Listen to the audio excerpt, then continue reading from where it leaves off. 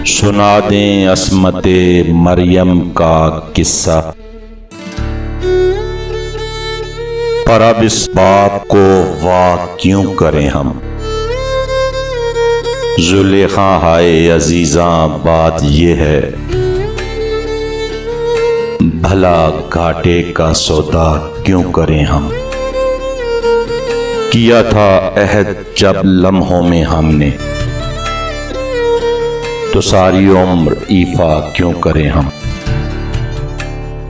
उठाकर क्यों ना फेंकें सारी चीजें,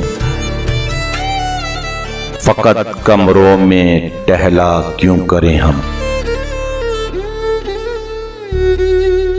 जो एक नस्ल फरोमाया को पहुंचे, वो सरमाया इकट्ठा क्यों करें हम। बरहना है सरे बाजार तो क्या, भला अंधों से पर्दा क्यों करें हम। हैं बाशिंदे इसी बस्ती के हम भी, सो खुद पे भी भरोसा क्यों करें हम। पड़ी रहने दो इंसानों की लाशें,